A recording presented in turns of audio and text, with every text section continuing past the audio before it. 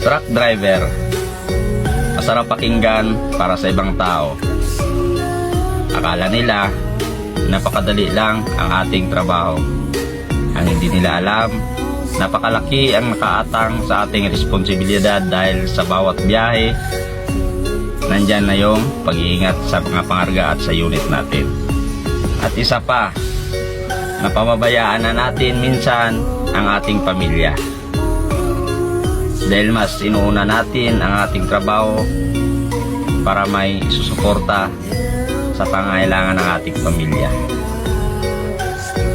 At sa pag-alis natin sa ating pamilya, hindi natin alam kung makakauwi pa tayo ng ligtas sa kanila. Kaya sa mga asawa dyan na puro hinala sa kanilang mga asawa, kung alam nyo lang ang mga hirap